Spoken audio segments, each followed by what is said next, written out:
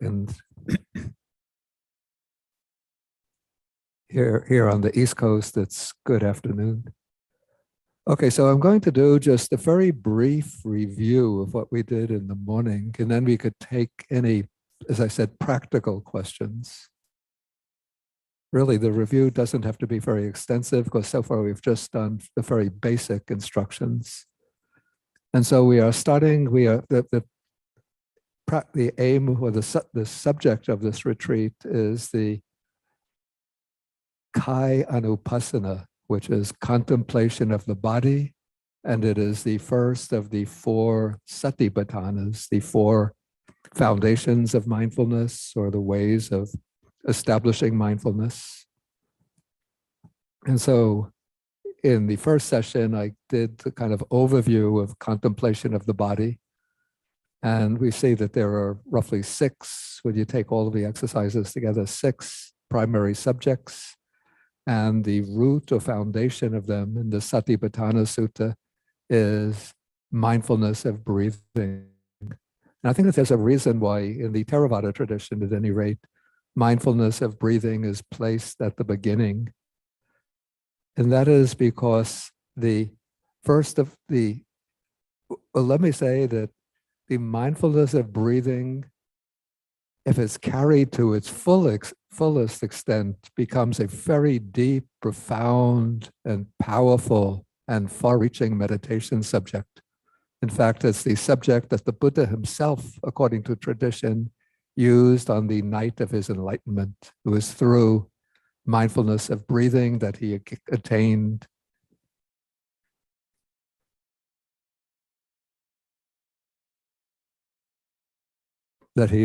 samadhi, and and then it was through mindfulness of breathing that he developed insight and finally reached the full and complete enlightenment. And so the mindfulness of breathing, if it's carried to its fullest extent, can lead to the ultimate goal of Buddhism, to full enlightenment and the liberation, final liberation of the mind. But we also find mindfulness of breathing placed at the starting point in the practice of the 4 foundations of mindfulness. And I think the reason for this is indicated in a statement that the Buddha makes in the Samyutta Nikaya. He says, also in the Majjhima Nikaya, that mindfulness of breathing is peaceful, tranquil, and sublime. Peaceful and excellent. And it dispels and stills unwholesome states of mind whenever they arise. And he uses a simile. It's just like there's a dusty road and the little breezes are blowing up the dust. And then a spring rain comes along, and that spring rain, as it trickles down, it causes the dust, the particles of dust to subside, and then the road becomes clear of dust. And so mindfulness of breathing we can use at the outset as a way of helping to still, to quiet down the waves of thought formations and gain some degree of starting with mindfulness, building up some momentum of mindfulness, and then turning that mindfulness towards the focusing of the mind, the collecting of the mind. And it might seem at the beginning when we're doing our first sessions that it might seem that it's not succeeding very well in this. And sometimes people get the impression when they're doing mindfulness of breathing that it's bringing up more thoughts than they have in their ordinary day-to-day life. But this is because the attempt, the effort to keep the mind centered on the breath is providing a kind of backdrop, a blank backdrop to the workings of our mind. So ordinarily, when we're engaged in activities, we don't see very clearly how the mind is functioning at a very subtle level, moment-to-moment level. And so the mind is constantly drifting, constantly throwing up thoughts, plans, formations, memories, sometimes just passing so quickly that we don't even recognize them. But when we make the effort to keep the mind focused on a single, simple object, this is like casting a spotlight on the workings of the mind. One of my first teachers compared this to it's like having a room, like an attic or like an attic in which the windows are all shaded. And so you don't see what's in the attic. But when you open the windows and then the light comes into the attic, then you could see that there are little particles of dust floating in the air. And you might think, it's the sunlight that's caused the dust to arise from the furniture in the attic and cause the dust to be floating through the air. But actually, that's not the case at all. The dust has always been floating there. But it's just when you open the window or the window shade, then the sunlight comes through and illuminates the particles of dust. And so this is what the effort to focus the mind on a simple object like the breath is doing. It's illuminating the workings of our mind. But as we persist with the effort, and here on a very short retreat like this, we could only expect a limited degree of success in this, we are dispelling these random thought formations and collecting the energies of the mind, the power of the consciousness, and focusing it upon something which is very, very simple, very, very plain and ordinary. And then in the days to come, we're going to use that collected mind to start investigating and examining other aspects of bodily experience. Okay, so this might do for a kind of introduction to or a review of the purpose of mindfulness of breathing. Now, if there's any practical questions, I think the way that we will be handling the questions, will they be sending them through the chat box? Yes, Bande. Or they can raise the hand. We could do both ways. Those who like to speak the question, you can use the hand symbol, and the hand symbol will show up on the participant box, and then I'll see it. And those who prefer not to speak up publicly can use the chat box. But I don't see a chat box.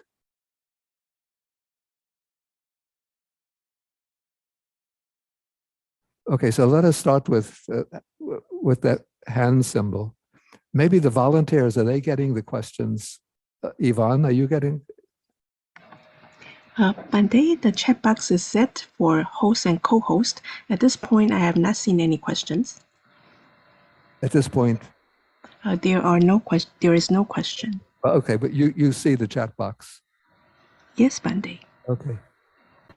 I see. It's here. It's hidden under the more. Okay. Okay. So we have so far. I see one hand raised. This is Miriam in California.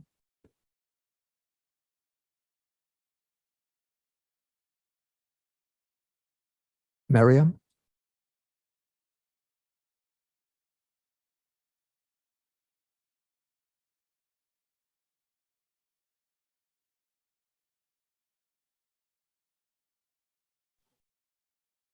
Okay, I think I got unmuted finally. Thank you, Bante. Oh, I see. Yeah.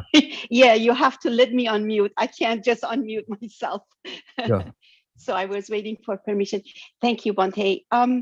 I have a question regarding the walking meditation that we did this morning. Is that I'm thinking about the instruction when it says 1 foot forward, 1 foot you waiting. As I take a step, the other foot is coming up. So I was confused. Which foot should I pay attention to? Okay, I see the problem. Okay. So. Yeah. Don't worry about the back foot. Okay. Okay, so You just pay the attention to the foot. You're bringing the foot forward. and Okay, so down, and yeah, forget about the other one. you're moving forward and putting down, and then the touch sensation of that. If Okay. the other foot comes up, you don't pay attention to that. Okay, so Chill. it's not like going it slower or faster. You just don't pay attention to it. Yeah, yeah, yeah, Okay. Okay. Thank you. yeah.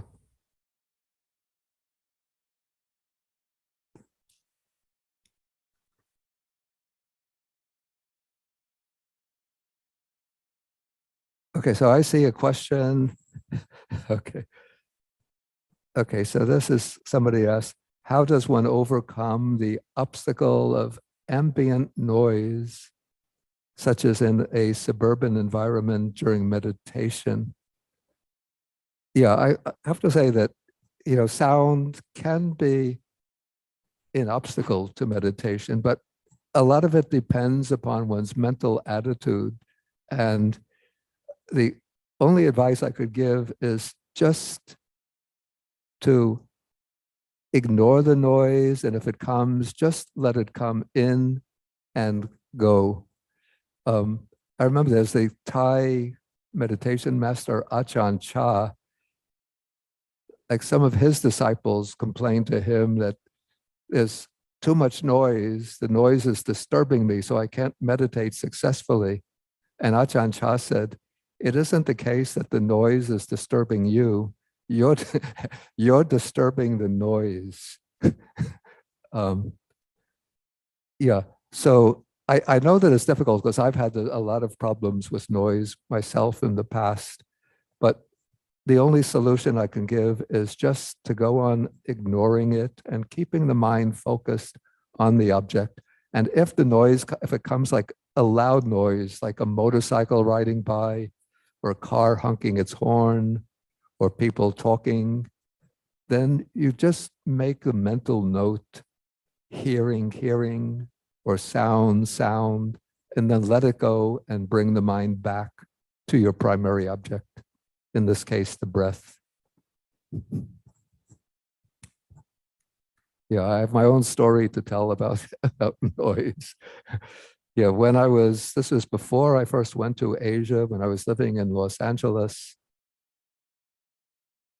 I was living at a meditation center in Los Angeles, and on the other side of the road, somebody had a dog, and the dog was always barking. It created a lot of disturbance to my meditation.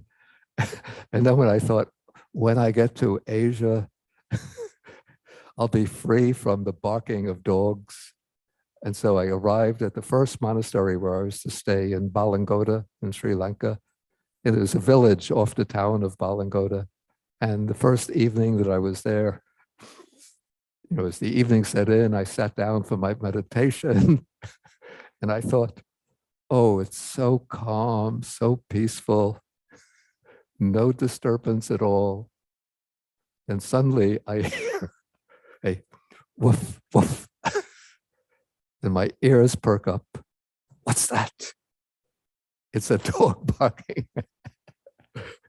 And I don't know if any of you know what it's like living in an Asian village. Like one dog barks, then the second dog barks, then the third dog barks. And before long, within 5 minutes, the entire hill across from the hut where I was living, the entire hill was just like a symphony or a cacophony of dogs barking, continuing for hours at it. And so that taught me that the way to eliminate dogs barking is not to run to the other side of the world thinking that you could escape the barking of dogs, but just to ignore them. Okay, any other question? Oh, I see. Okay, I see. Susan Monaghan, you actually raised your physical hand. Okay, but you could ask, you unmute yourself.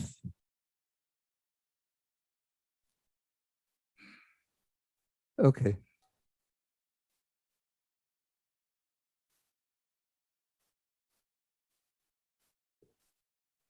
Try speaking.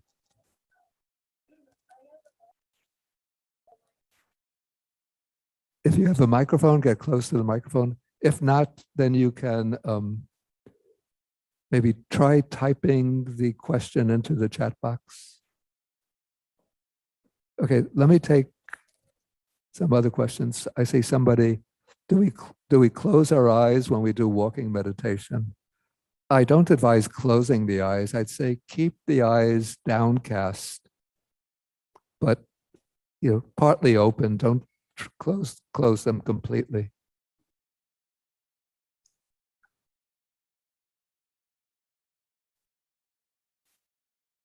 Okay, I see another question. Actually, this seems similar.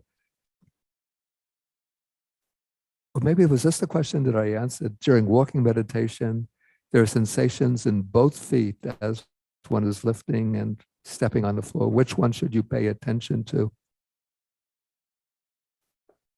Okay, so this is, that seems very similar to Miriam's question. Yeah, you just pay attention. There are sensations in both feet, but you just pay attention to the foot that you are moving and putting on the floor. You don't pay attention to the other foot until you finish putting the first foot on the floor. Then you shift the attention to the other foot and then push it forward and put that on the floor. And then when you finish that step, then you turn the attention back to the other foot. So it's the foot that's actually that's engaged in the actual act of walking that you pay attention to.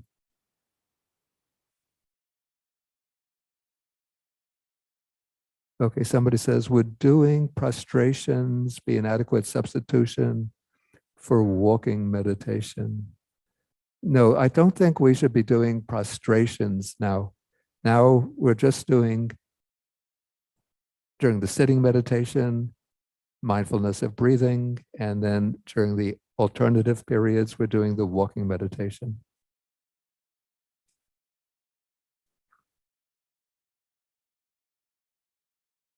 Okay, somebody asks, is mindfulness of breathing the same as anapanasati, is detailed in Majjhima Nikaya 118?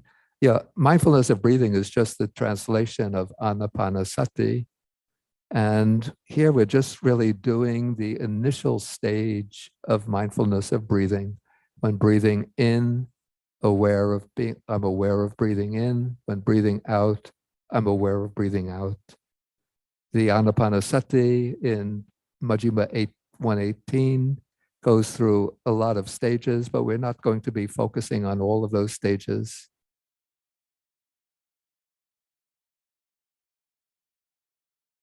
Okay, I see Anagarika Michael said that, yes, Susan Monaghan. So I asked Susan did you find a way to ask or to type? I think if you unmute yourself and speak, and if there's a microphone in your computer or device.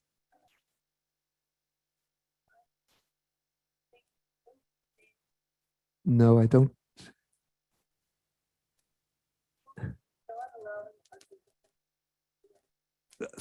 The voice was coming, but the sound was very light.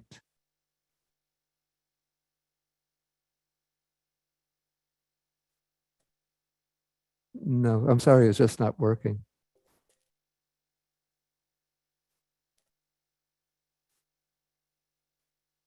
Okay, somebody else has raised a virtual hand. Let me see if I could find that hand.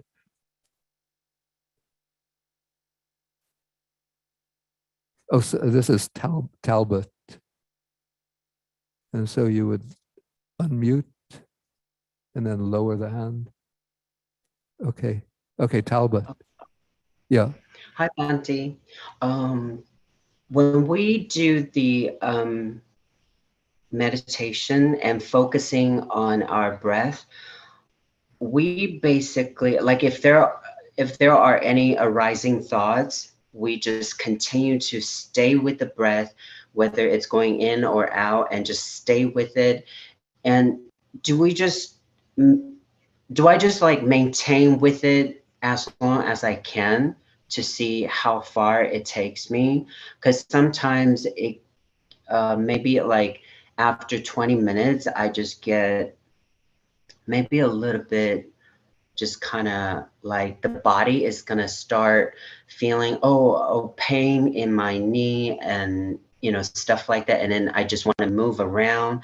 Is it okay to shift or Okay. it's important to stay like one posture all the way through? Okay. This is a very important question and very useful question. So the question is whether when pains start to arise in the body, whether one should shift the position or just continue to stay in the position. So what I suggest is when pains start, that you don't immediately change the posture, but you try to endure the pain to some extent, and you acknowledge that there's pain has arisen, but you try to keep the attention on the breath. And if the pain becomes still stronger, so that it interferes with the attention on the breath, you can go now to the awareness simply of the painful feelings and just observe for some time the painful feeling. But if it becomes really strong, if the pain becomes really strong, then what I would suggest is that you can, mindfully and sort of gently readjust the posture to get a more comfortable position. But don't do this immediately as soon as there's a little pain, since the way one builds up the ability, the skill in being able to sit for longer periods is by continuing to sit through the pain. But we don't want to, to force anybody to endure extreme pain. So it's a matter of sort of building up strength and endurance. But when the pain becomes quite severe, when it becomes rather strong, then you can readjust the posture. I'm not saying that you should hold the posture until you're in utter agony and only then change it. But when you feel it's too uncomfortable to maintain the position, then you can change. Okay, I think we should now turn to the sitting position, return to our sitting meditation. Bhante? Yeah. Bhante, I think there was also one additional hand, Miss Hema. Excuse me? Oh, So I see. Miss Question. Okay, I see one from Hema. Hema, hey.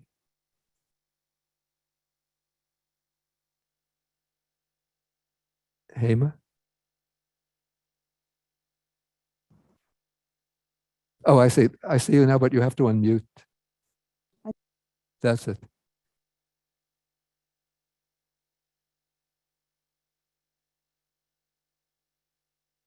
No, you're still muted.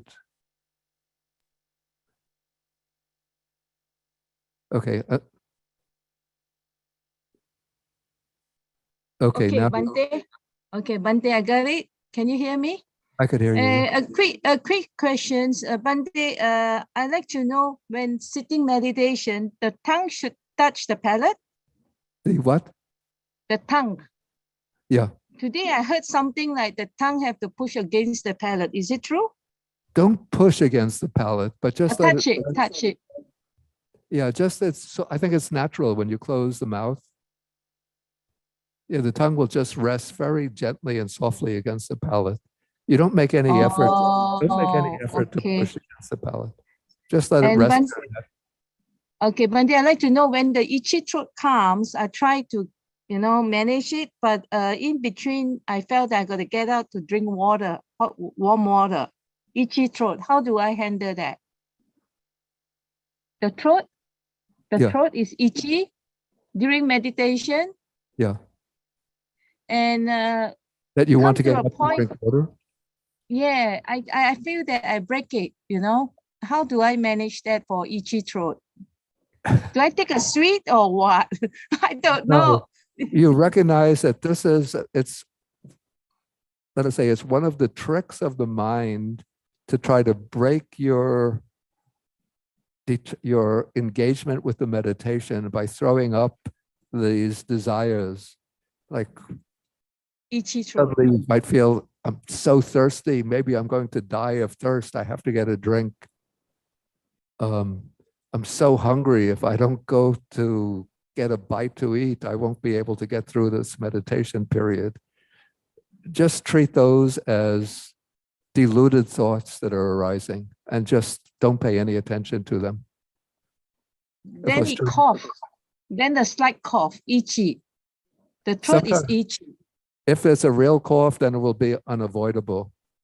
But if it's to the form of a thought comes, oh, I have to cough, otherwise I might suffocate, then okay. I try. I'll do my best. It's just a deluded thought. These are what we call the tricks of Mara. Okay, thank you, Bhante, for the reminder. Thank you.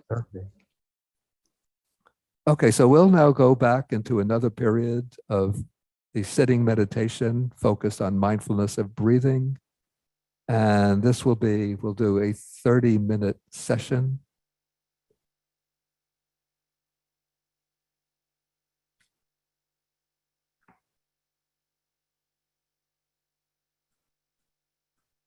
Or exactly 33 minutes to get us till 3 o'clock.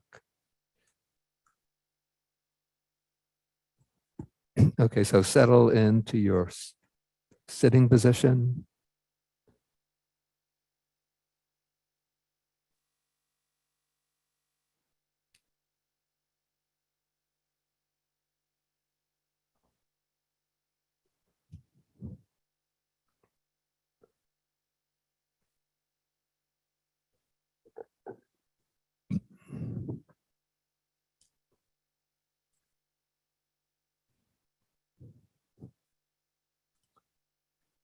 Mouth closed, eyes closed.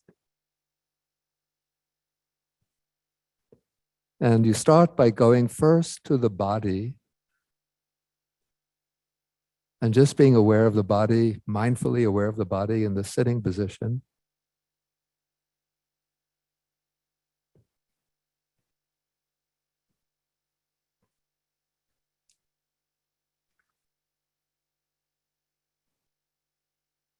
Then you use the awareness of the body in the sitting position, the immediate physical presence of the body, to start settling the mind. And then when you feel ready, you can move the attention to the breath in your the preferred area, the preferred post of observation.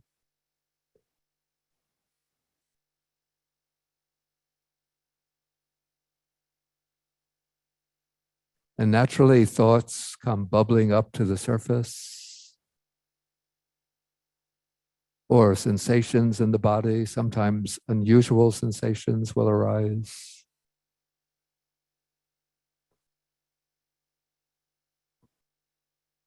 But don't latch onto anything, but just repeatedly, again and again, come back to the felt experience of the breath.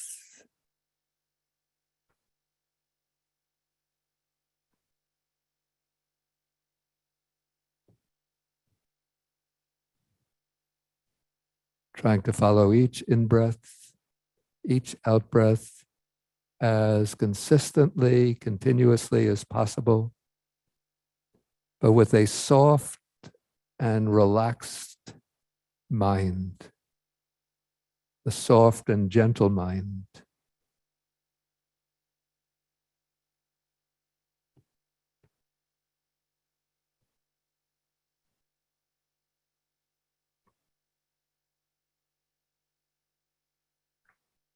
And if you find that you've lost complete track of the breath and you're just wandering through the avenues of random thinking, as soon as you recognize this, you just identify wandering mind or thinking.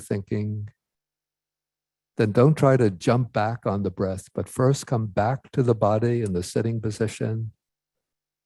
Just be mindful of the body until the awareness of the breath resurfaces on its own, then go back to following the breath. Okay, so we will continue now in silence till the end of the session.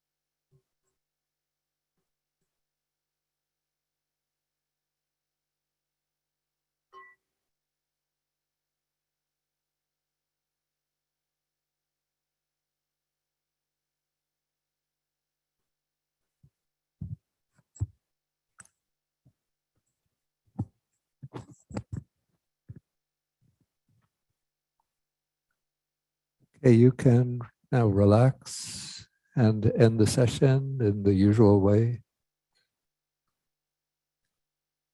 by rubbing the palms together, generate some warmth. And then you could rub the palms over the face, top of the head, back of the head, back of the neck, then down the shoulder blades, then to the lower back, buttocks, and massage that area to stimulate circulation. Then to the knees and the feet.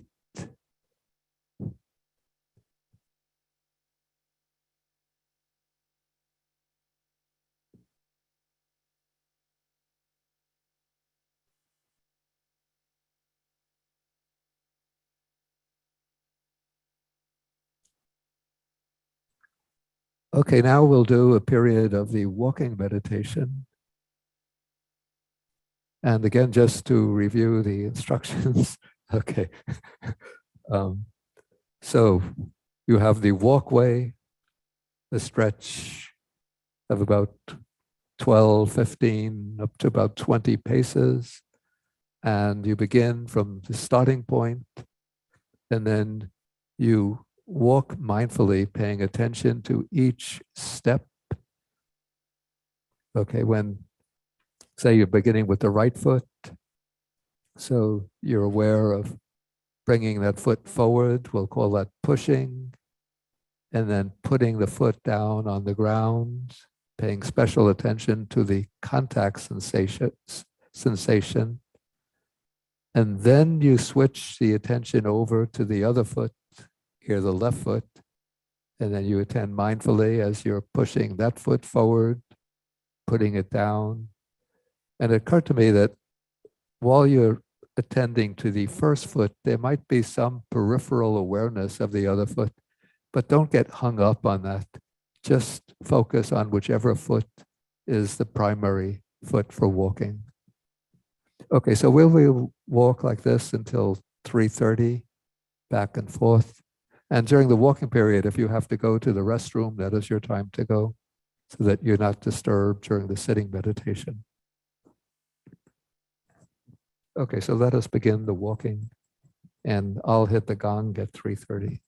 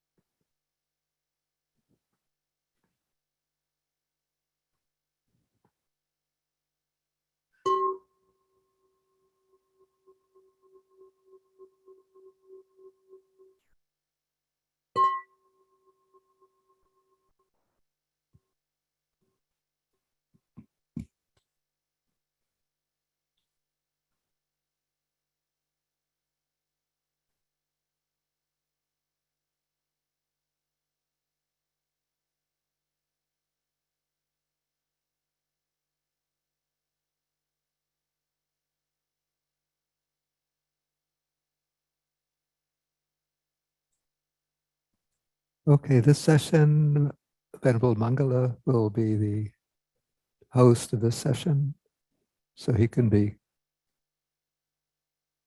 spotlighted.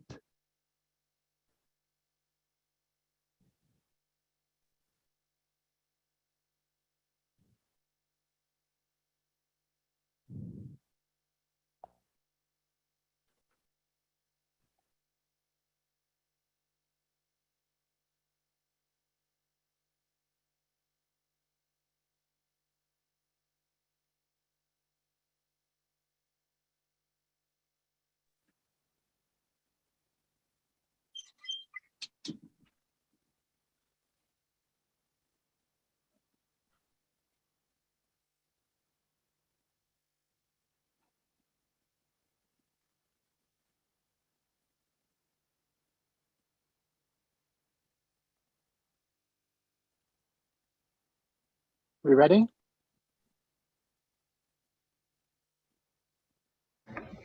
Yes, Bante. Okay.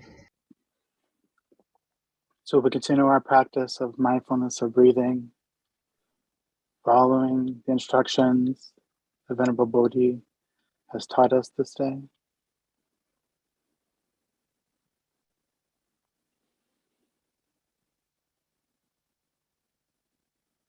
We bring our awareness to the felt sensation of the body just sitting, eyes closed gently, hands on our lap or on our knees.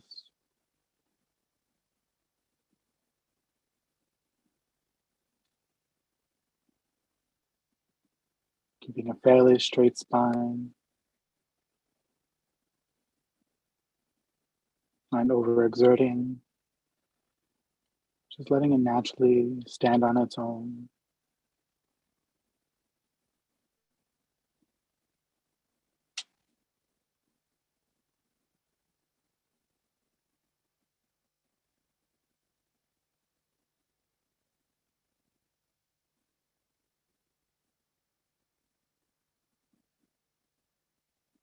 You don't want to rush through these foundational steps.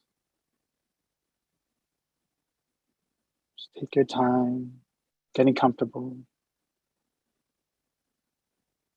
letting the mind rest on the body,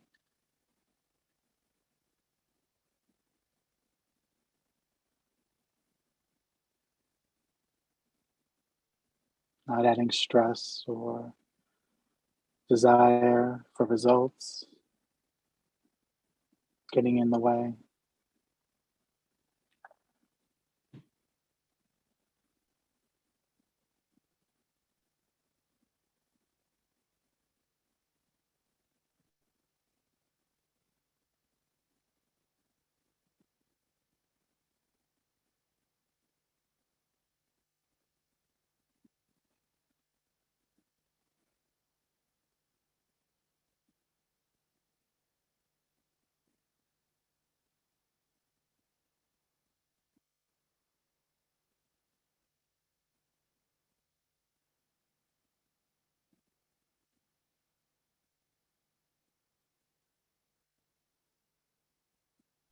Just remember there's no need to go looking or create anything. Just be aware. Be aware of the body just sitting. You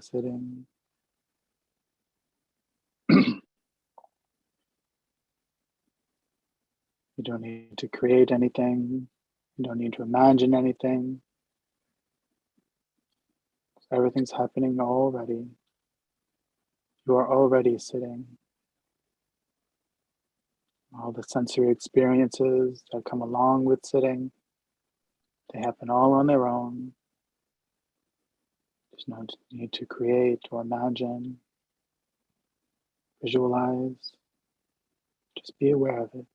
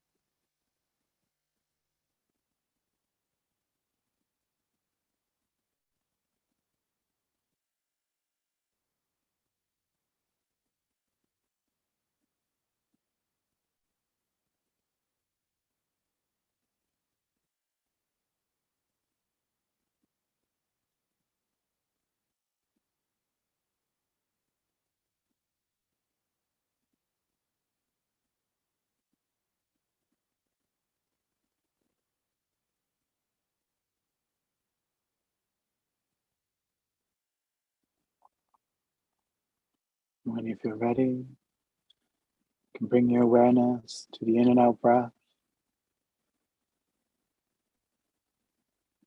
When we breathe in, we breathe in. When we breathe out, we breathe out. No need to force, no need to alter, no need to change. The body knows what the body needs to do. When it needs to breathe in, it'll do it all on its own. When we need to breathe out, it'll do it all on its own. All we do is watch, observe, and be present with the breath. Experience the natural rhythm.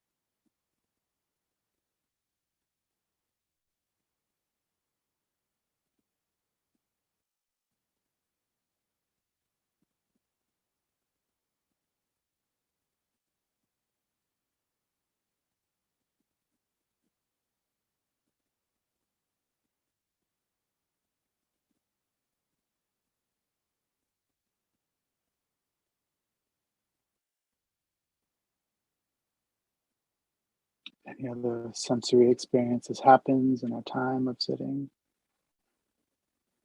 We don't get upset about them. We don't get aggravated about them. We don't cling to them. We see them all as passing shows. No need to hold on to them. No need to wish them to go away. Get disheartened.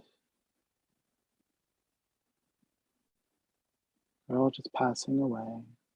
Just acknowledge them, label them, call them out for what they are, and let them go.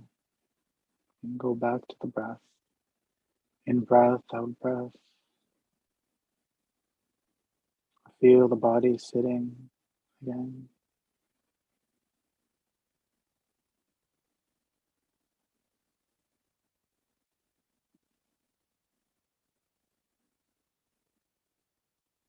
So this is how we can practice for this time being. When it's time to end our meditation, I'll ring the bell. Until then, let's continue on with our practices.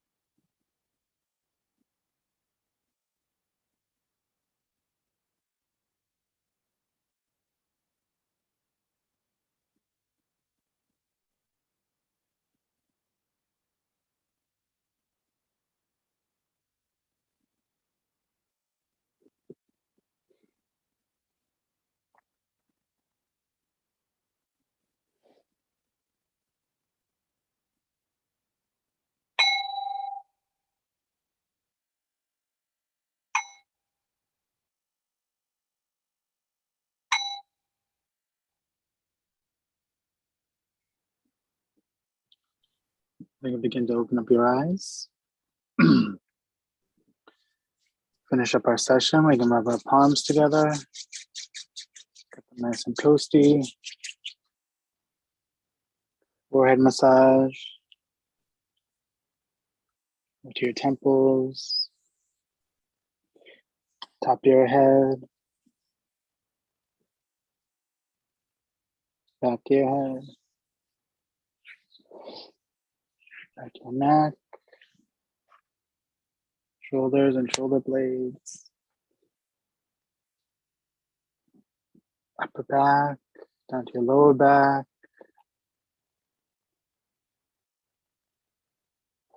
Your thighs and your knees. Shins and calves. And even do your feet. Just a little foot rub.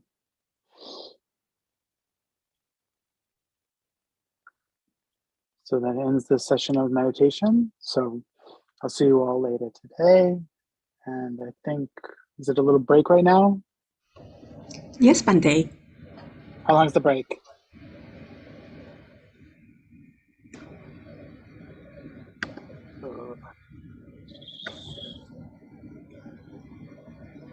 Okay. How long is the tea break for? 15 minutes, Bante. Okay, so be back for 4:30. So I'll see you then. Yes, Bante.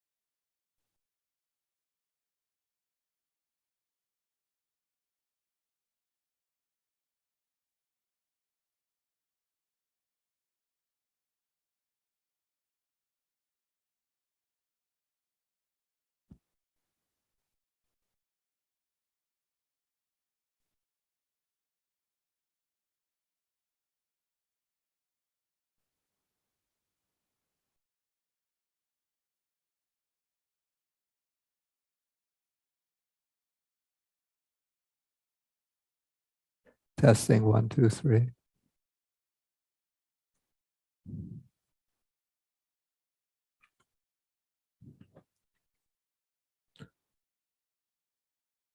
Okay, are we ready to go?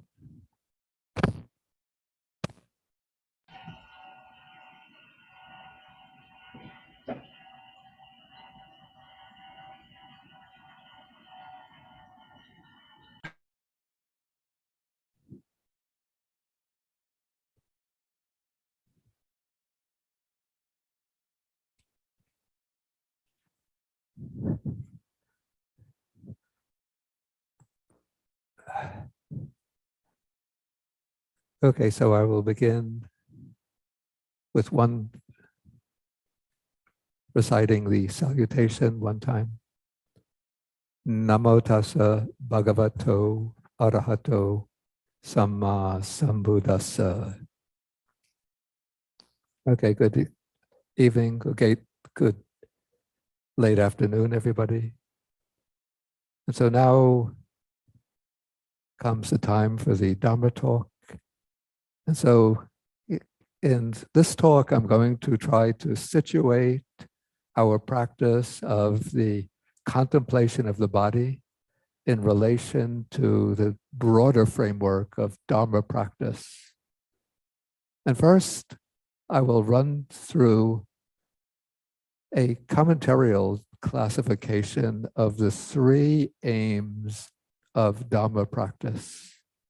So this is the commentaries here are sort of looking at all of the many different statements about it by the Buddha throughout the suttas about the benefits to be obtained through the practice of Dhamma. And the word Dhamma itself, which we use to designate the Buddha's teaching, has the general sense, it's derived from the verb dharati, which means to support or to sustain. So the Dhamma is a kind of universal principle that supports us or sustains us in our aspiration for happiness and well-being. And so the Dhamma as a concept existed prior to the arising of the Buddha. It's a common feature in the Indian spiritual scene. So different spiritual teachers in India will refer to their own teaching as their Dharma. In fact, I remember some years ago, I think it was 2015, I was invited to a Dharma conference in New Jersey. And I went to that conference and I found that I was the only Buddhist representative, and there was one Jain representative, and all of the others were representatives of Hinduism. But you see, the word Dharma is common to these three Indian traditions. And so I found myself as the sole Buddhist representative of Dharma. Okay, so the word Dharma means that which upholds us, supports us, sustains us in our quest for happiness and well-being. But what is the concept of happiness and well-being in the Buddha's teaching? So in the commentaries, we find this distinction made between three types of well-being, which become the three goals of the practice of the Buddha's teachings. We could say that there are different teachings of the Buddha given for the purpose of reaching these three goals, these three aims.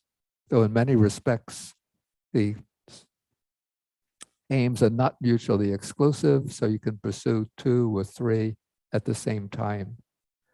Okay, so the first aim of the practice of Dharma is to find happiness and well-being here and now in this life itself. In other words, to find, you could say, peace of mind, to find inner happiness, to develop a kind of mind of equanimity, which can't be shaken or disturbed by the fluctuations of worldly events,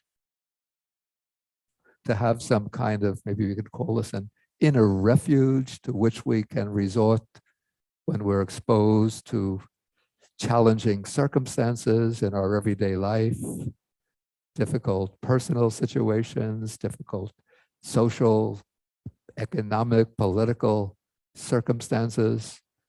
So we can turn inwardly to our practice of the Dharma and find some kind of inner source of happiness and well-being, which lets us know that whatever happens externally, we have this solid rock of Dharma to rely upon, to support us, to sustain us.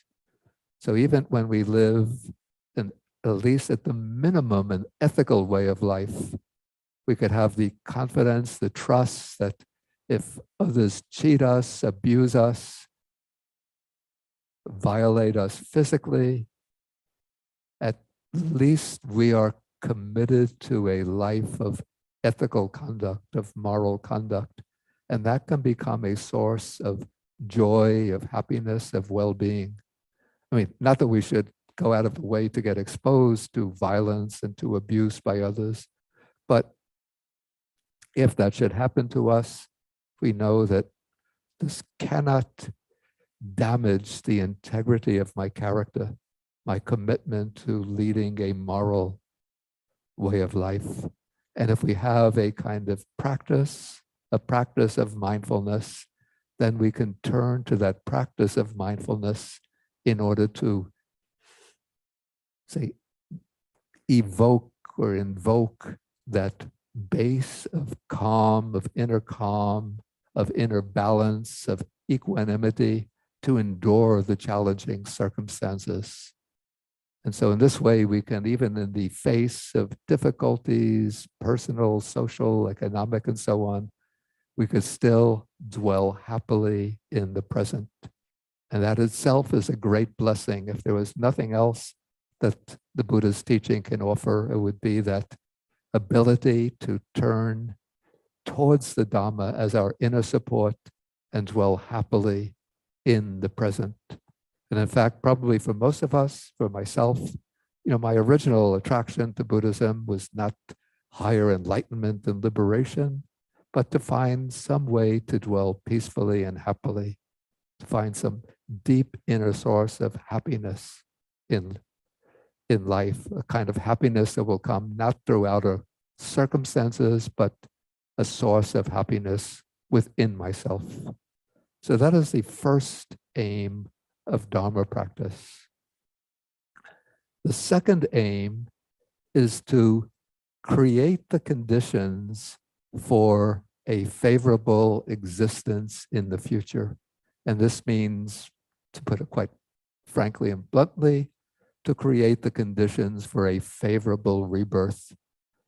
Buddhism teaches very clearly, consistently, repeatedly throughout the Buddha's discourses that life doesn't come to a complete end at death, but that at death we move on, the stream of consciousness moves on to a new existence, which we call rebirth, taking rebirth. And the form of rebirth that we take, the realm into which we're reborn, the conditions under which we live in our new existence are largely governed by our karma. Our karma are our actions, our volitional activities, the intentional actions. And so the Buddha makes a clear distinction between the unwholesome activities and the wholesome activities. And it is the unwholesome activities that will lead downward to a bad rebirth and to suffering and misery in the future. And it is our good activities, our wholesome activities, our good actions that create wholesome karma. Other ways known as merit or punya. And it is that wholesome karma that serves as the propelling cause for rebirth under favorable conditions. And of course, as a Buddhist practitioner, the most essential or critical favorable condition that we want in our next existence is not to be wealthy, to be powerful, to be famous, or to have high position, but to come into contact with the Dharma again, to meet with the opportunity to learn the teaching, to meet guides in the practice of the teaching, and to be able to continue in our journey through the path of the Dharma. But the final aim of the Buddha's teaching is not just a favorable rebirth. Like for many traditional Buddhists, like that is the aim of the practice, which is not to be blamed at all, but many just see the aim to be a happy rebirth in some heavenly realm, divine realm. And for that, one engages in a lot of meritorious activity through the practice of generosity, observing precepts, showing devotion to the Buddha and the great disciples or the bodhisattvas and so on. And in that way, you create the merit that will lead to a favorable rebirth. But that's not the final aim of the Buddha's teaching, because the cycle of rebirth can go on, has been going on according to the Buddha's teaching through beginningless time. Again and again, we have been passing from one life to another, from one existence to another. And so we move through the cycle of rebirths again and again. We take birth, we grow up, we reach maturity, we maybe get married, raise a family, have a trade, an occupation, a profession. We might enjoy some kind of fulfillment.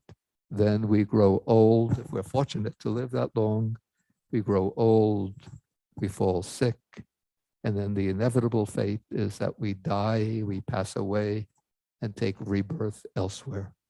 And so in that way, we move through the cycle of birth and death without any beginning in time. And unless we do something about it, unless we embark on the path of Dharma, it can go on indefinitely into the future. So the final goal, the ultimate goal of the practice of Dharma is what we call vimukti, liberation, or moksha, liberation. And that is made possible by the existence, the reality of some ever-existent state, condition that lies beyond the range of this world. And that ever-present condition is nibbana, which the Buddha called the unconditioned element, or the amata dhatu, the deathless element. And so the goal, the final goal, is to break the bonds that tie us to the cycle of repeated birth and death, and to win the deathless, to attain the deathless, to dwell in the deathless. That is the state of liberation. And so there will be different motivations that lie behind these three aims. So for achieving the happiness here and now by practice of the Dharma, we could say that the motivation, the drive, is to find inner personal fulfillment, especially through this commitment to an ethical life. To undertake the practices leading to a favorable rebirth, one needs a certain degree of right view, of right understanding. The right understanding that this life that we're living now is not just an isolated life, but that it's part of a chain of lives, that there is an existence beyond the present life, and that there is a law that governs the process of rebirth. That law is the law of karma, the law that actions bring forth results, that they have consequences, and that unwholesome actions lead downward, wholesome actions lead upward. And so the motivation is the aspiration for a pleasant and fortunate existence in the future. Oh, but now for the third aim of the Buddha's teaching, the aim of liberation, the prerequisite, the motivation is what we can call the mind of renunciation, or the intention of renunciation. And that depends upon the understanding that all states of conditioned existence within samsara, within the cycle of rebirths, that all of those states of existence are impermanent and unsatisfactory, that everything comes to an end.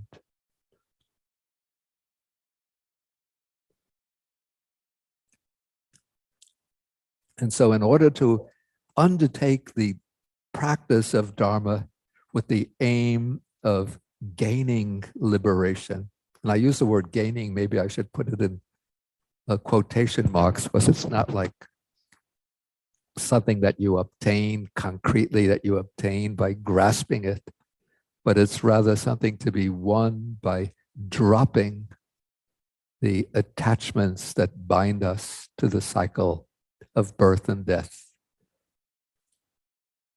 And so to apply ourselves to the ultimate aim, we need that mind of renunciation, the intention of renunciation, the urge to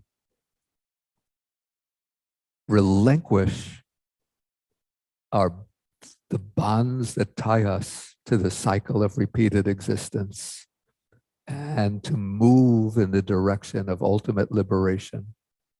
So now comes the question, how do we generate this mind of renunciation?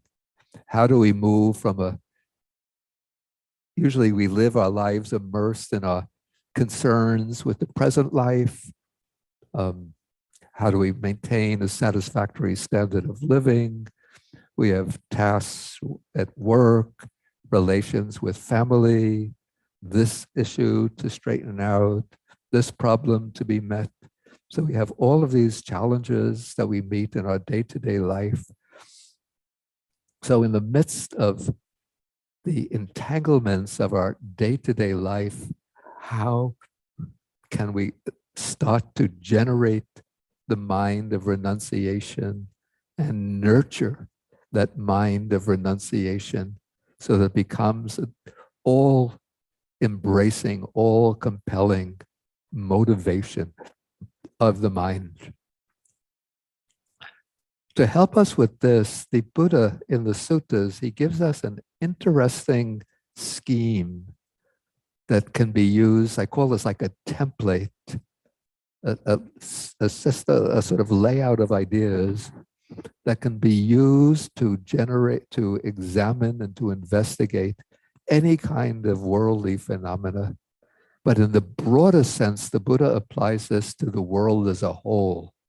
We find this in the Anguttara Nikaya, the numerical discourses, in the Book of Threes, starting Sutta number 103, continuing 103, 104, 105. So the three perspectives are, first, in summary, enjoyment, danger, and release. So we start off, the Buddha says, to really understand our situation in the world, we have to begin by understanding the enjoyment in the world, that there is enjoyment in the world. And the Pali word that he uses is asada, which literally means the sweet taste, the sweet flavor. And so ordinary people without any glimmer of wisdom, without any light of Dharma to guide them, remain immersed in their entanglements in the world because of the lure, the attractive pull the grip of enjoyment. And that enjoyment is the experience of pleasure, pleasant physical sensations, pleasant mental experiences. And so, just to give some examples,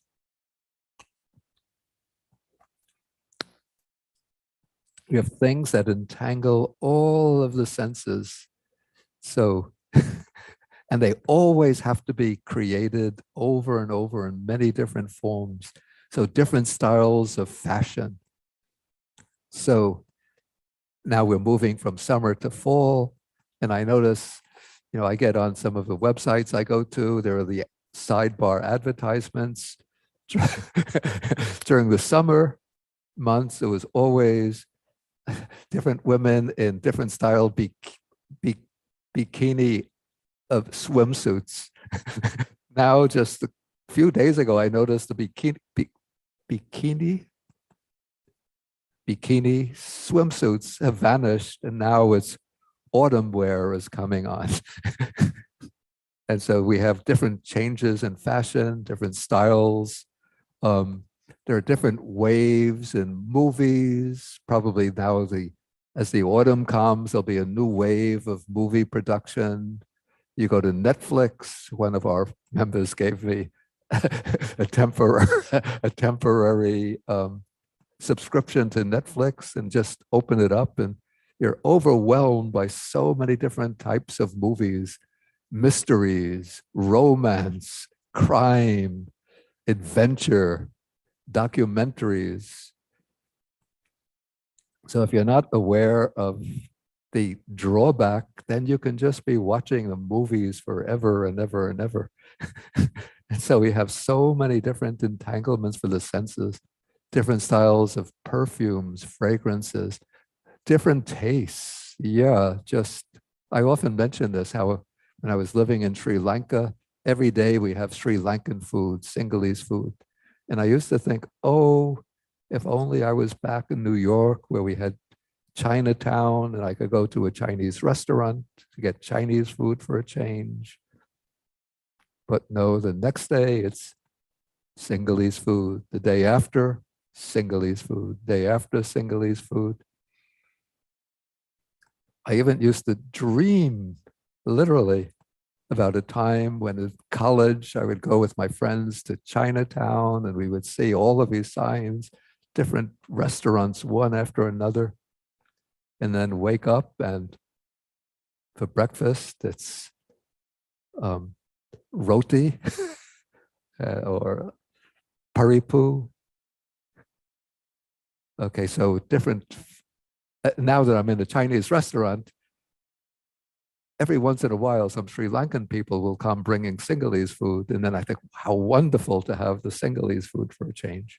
So we always want different flavors, different styles of food. So this is the enjoyment, the gratification, which comes from the delight, the pleasure that comes through the senses, and even through the mind, intellectual enjoyment.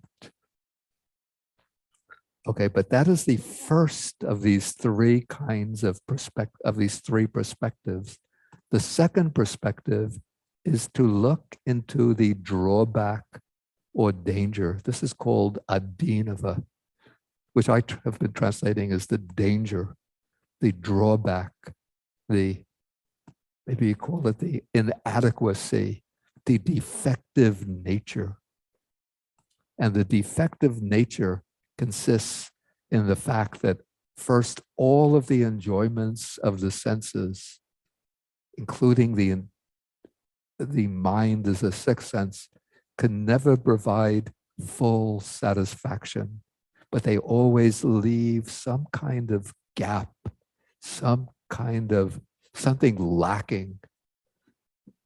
And then when we look into these sources of enjoyment more deeply, we see that they are impermanent, that whatever we grasp upon and take to be the final source of my satisfaction, the thing that I've always wanted, it changes. It will pass away and perish. or I will pass away. Of course, I have to pass away and perish eventually, or my interest in the thing that I've obtained, the enjoyment that I found through it, will become weaker, and gradually I become bored with it, and I have to seek enjoyment or satisfaction elsewhere. And this is because I'm motivated, I'm driven sort of inherently and instinctively by this desire for pleasure, this need for enjoyment. But when I see the drawback, the danger, the lack of finality in the sources of enjoyment, the fact that they can never really bring deep satisfaction, that they're bound to break up and vanish. And when I see how my own interests change from one to another, how I get bored with something that I have access to too easily, then my mind turns from involvement, engagement, from being sucked into the enjoyments. Then it turns in the other direction towards renunciation, towards relinquishing my attachment to these things. And that leads to the third perspective, which is called in Pali nisarana, which I translate as escape. But this doesn't mean escapism. It's not that you're trying to run away from something by blinding oneself to it. But rather, this is escape in the sense of the outlet, the release. Just like if you're in a house and the house catches fire, and then you escape out of the door. Or if you're in a movie theater and then the theater catches fire, then you look for the exit sign. So this is the exit. And the exit, the Buddhist texts say, is the removal and abandoning of craving. And so one has to, as part of the project of renunciation, first one begins by gradually reducing one's dependence on material things, living more simply, trying to find greater contentment. But then one has to move towards in a more radical direction by debilitating and eventually uprooting the craving itself. And the means that the Buddha gives us to uprooting this craving, the means to finding the outlet, the means of fulfilling the process of renunciation and reaching liberation is, of course, in the broader sense, it's the Noble Eightfold Path. But within that Noble Eightfold Path, once you establish the right view, the right intention, and have the three morality factors down solidly established, right speech, right action, right livelihood, then one comes to the deeper practice, which is the practice of the right mindfulness propelled by right effort. So we have the practice of effort and mindfulness working together. So that is the core of the practice, moving in the direction of concentration and insight, samadhi and panya. And so we undertake the practice of the four foundations of mindfulness, the four ways of establishing mindfulness as a way of enacting and fulfilling that task of removing and abandoning craving. And among the four foundations of mindfulness, we start off with the mindfulness of the body. First, I think the Buddha makes the body the starting point in the development of mindfulness, because the body is the coarsest of the four foundations, the one which is most obvious, most evident, which has the strongest impact on our immediate experience. And in fact, we live together with this body from the time we are born, even the time we're conceived, right through to the time of our death. We are always existing in this body. And so the Buddha says that this body is to be fully known, to be fully understood. And we practice mindfulness of the body in order to become acquainted with the body from the inside. Normally, the way we live our everyday life, the body serves a kind of instrumental function. So we use the body to engage with the world. So the body is an instrument that the mind uses to fulfill its purposes, its aims. But through the practice of contemplation of the body, we turn the beam of awareness, the beam of consciousness back upon the body in order to investigate, to examine the body, in order to understand the body from an inside perspective, an internal perspective. In a way, we sort of bracket, put into parentheses, our ordinary engagement with the world, and we focus upon the body as an object in itself in order to know, to understand, and to experience the body internally.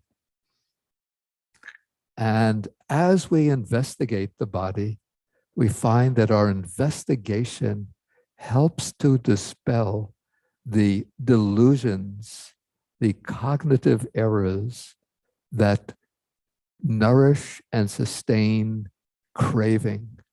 So there are these distortions of perception and of thinking that arise from ignorance. The Buddha says that these are the kind of manifestations of ignorance, the way we think, the way we perceive, the way we conceive our experience.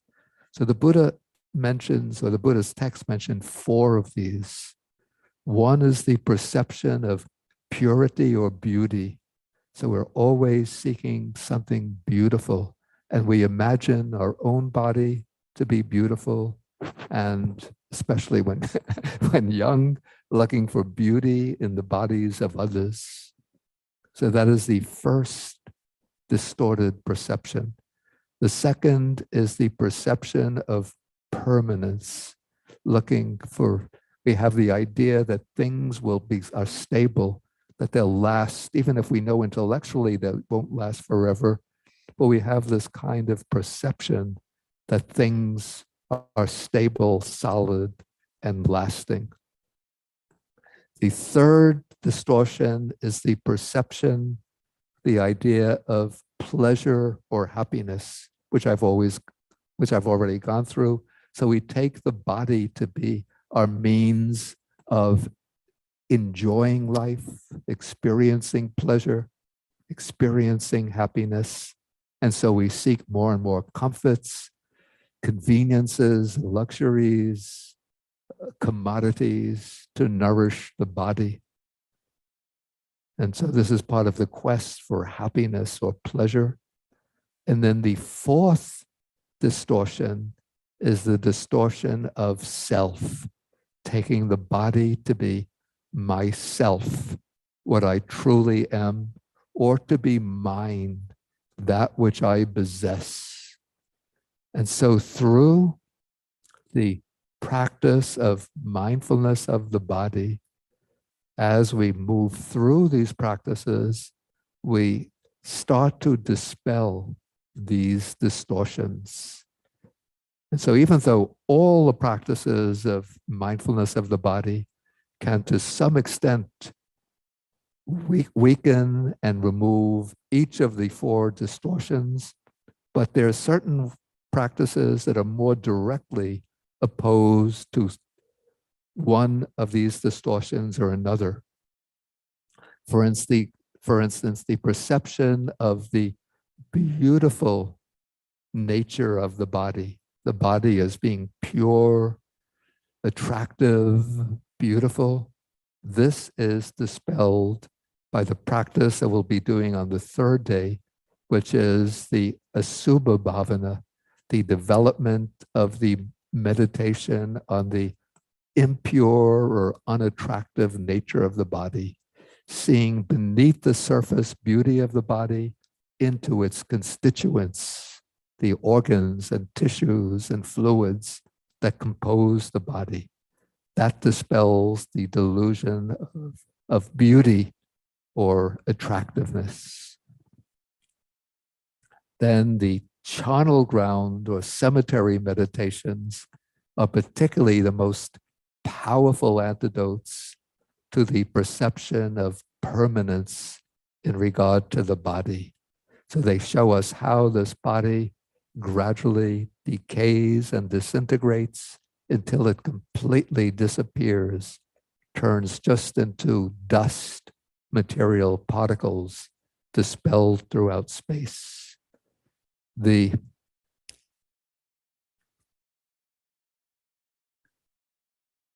contemplation of the four elements, which we'll do on day 3 and day 4, is particularly effective in dispelling the delusion of self in regard to the body. So we take the body to be I and mine, but when we start to see the body in terms of the 4 material elements, which are continuous with the material elements of the outer world, we can realize this body is not mine, not myself. And so in this way, the contemplation of the body starts to dispel the delusions of attractiveness, permanence, enjoyment, and selfhood in regard to the body. And in this way, it moves the mind in the direction of renunciation.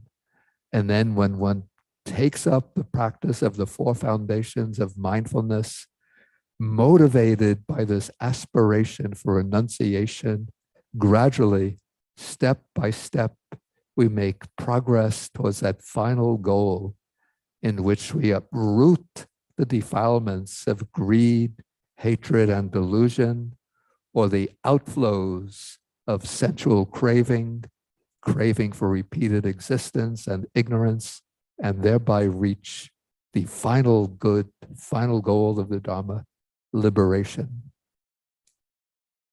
Okay, so those are some thoughts that I wanted to share with you as the kind of background to the practice that we'll be engaged with over these 4 days. So thank you for your attention. And I think we have now just a 5-minute break. Yeah, I will take questions, not in this period, but we'll devote about maybe 10 minutes in the first evening session to questions. And so we'll take a little break. You could use a bathroom break or a tea break. And then at 5:15, then we'll have the evening chanting, which will be led by Bhante Mangala. Okay, so thank you for your attention, and we'll take a little break now. But please be back at 5:15 Eastern Time. Thank you, Bante.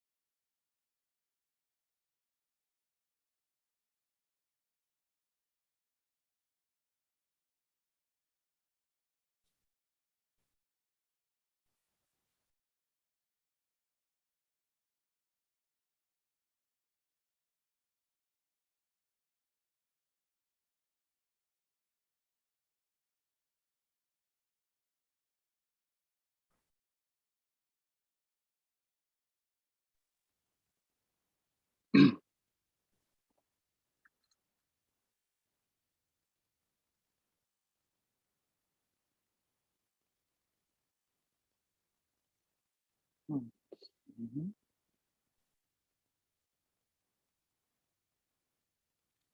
Who's posting the chanting?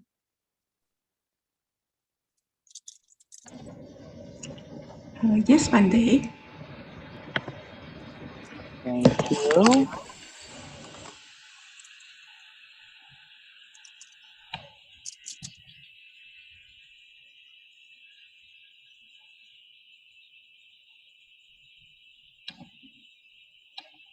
Yvonne, you gonna move the page for me? Yes, Bande. Okay, thank you.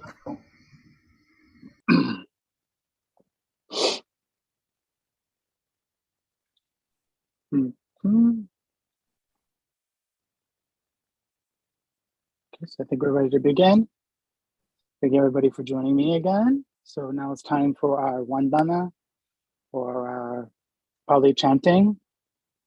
Everyone should be muted right now, and I'll be the one doing the chanting. But that doesn't give everyone an excuse not to at least try to participate. Don't worry about perfect pronunciation. Just go along with it. Try your best. You know, that's the only way you're ever gonna learn how to chant in Pali. So you can put your hands up in Anjali as a sign of respect for the Buddha, the Dhamma, and the Sangha. Right up at your heart. If you have a Buddha image in front of you, that is wonderful. But if not, you can visualize the image of the Buddha in your mind. And we can bow 3 times. First bow. Second bow. Third bow. Okay, now we'll begin with Namo Tassa 3 times.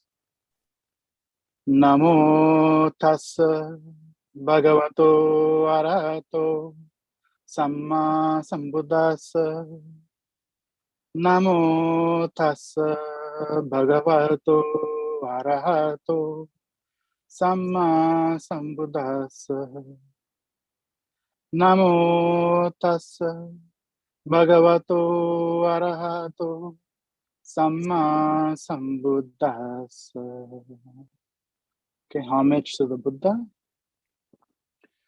Iti piso Bhagava Araham Samma Sambuddho Vijacharana Sampanno Sugato Lokavido Anuttaro Puresa Dhamma Sarati Satta Deva Manusana Putto Bhagavati. Namo Tassa Samma Sambuddhassa.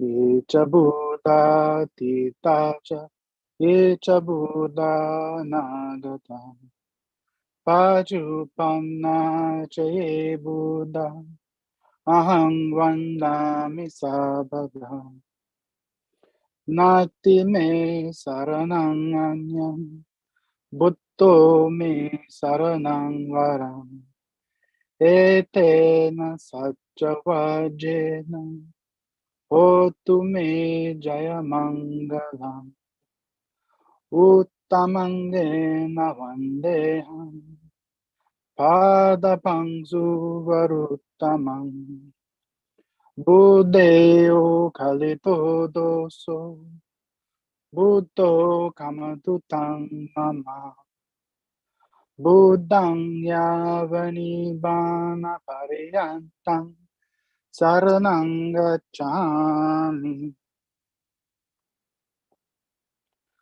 Homage to the Dhamma. Swakato Bhagavata Dhammo Sanditiko Akaliko Vehipasiko Opanaiko Pachatang Veditabo Vinyuhiti. Namo Tassa Niyanika Dhammasa Yecha Dhamma Titacha Yecha Dhamma Anagata Pachupanna Chaye Dhamma Ahang Vandami Sabada. Nati me saranang anyang, Dhammo me saranang varam. Etena satchavajena, Hotu me jaya mangalam. Uttamangena vandeham, Dhamman chatividang varam. Dhammeyo kalito doso, Dhammo kamatutang mamam. Dhammang yavani bana pariyantang saranang gacchami. Okay, homage to the Sangha. Supatipanno bhagavato savaka sangho. Ujupatipanno bhagavato savaka sangho.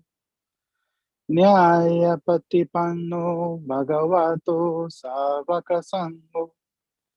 Samichi patipanno bhagavato savaka sangho. Yaridang chattari purisa yugani atta purisa pugala esa bhagavato savaka sangho.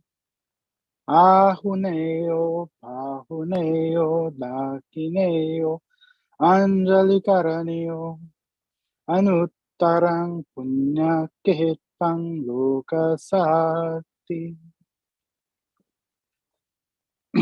Namo tassa atta arya pugala mahasangasa yecha sangha jitacha yecha sangha nagata pachupanna cha ye sangha aham vandami sabadam nati me saranang anyam sangho me saranang varam etena satchavajena hotu me jaya mangalam uttamangena vandeham sangham cha duiruttamam sangheyo kalito doso sangho kamatutang mamam sangham yavani bana pariyantam saranang gacchami. Okay, homage to the three symbols. Vandami chetiyang sapam sabbatani supatittitam saririka dhatu mahabodhim buddharupam sakalang sada. Imaya dhammanu dhamma patipattiya buddhang pujemi. Imaya dhammanu dhamma patipattiya dhammang pujemi. Imaya dhammanu dhamma patipattiya sanghang pujemi. Okay, I think we'll go down to Metta Sutta.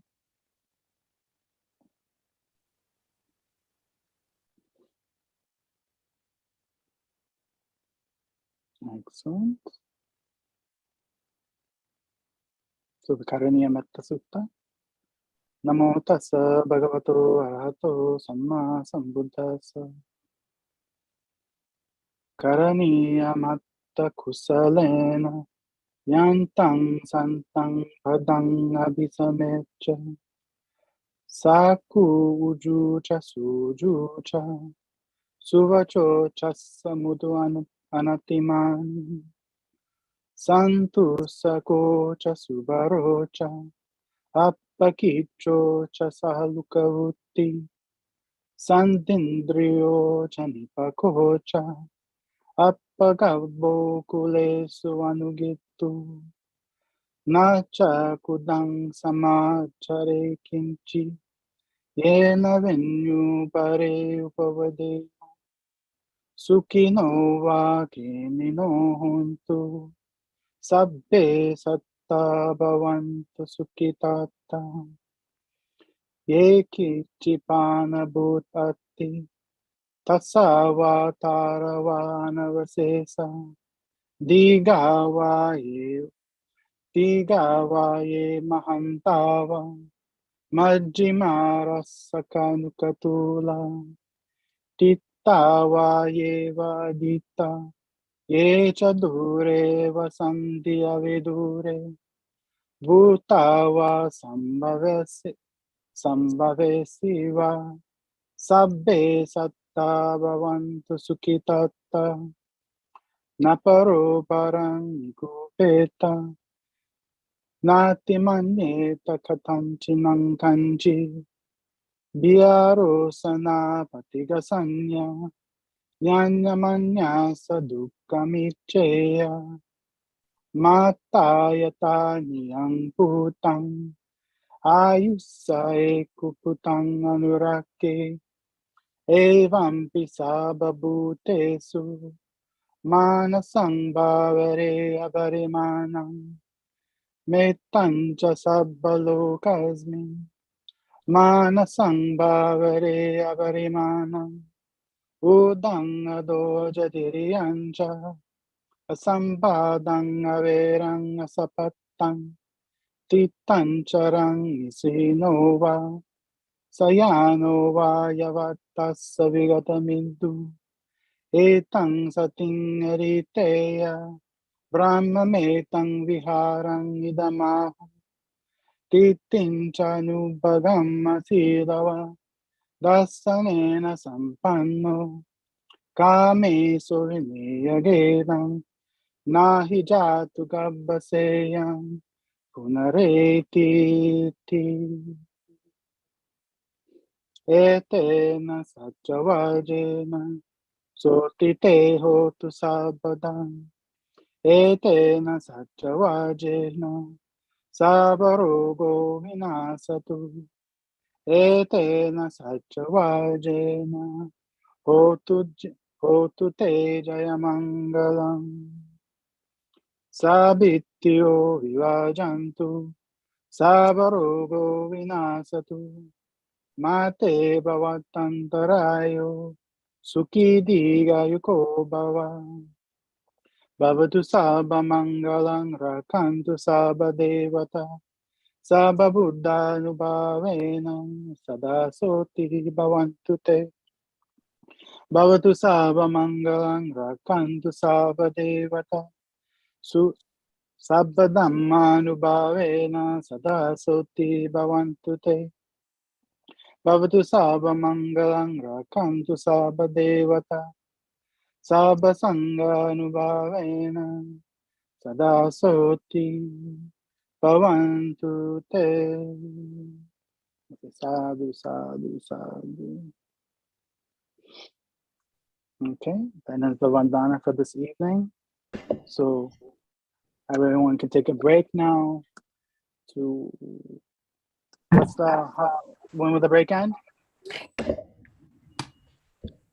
Sadhu, sadhu, sadhu. Sadhu, Sadhu, sadhu, sadhu, thank you, sadhu. Bhante. Sadhu, sadhu, sadhu. Sadhu. Okay, so when do we come back for break? 7 o'clock, Bhante. Very good, thank you. So we'll see you all at 7 o'clock. Thank you, Bhante. See you at 7.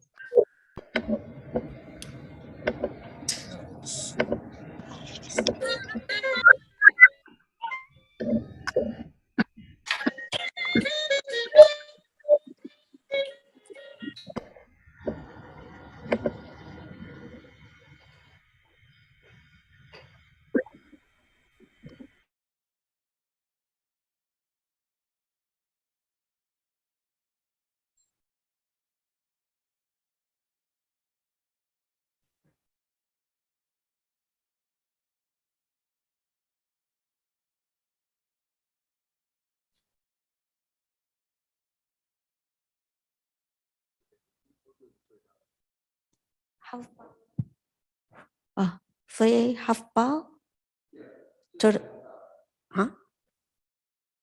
3 half bow to the Buddha.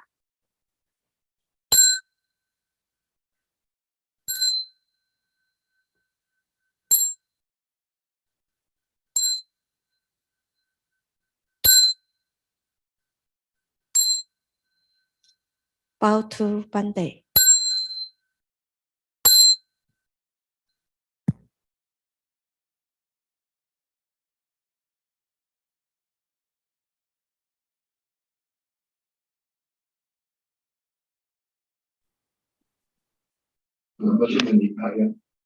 That mindfulness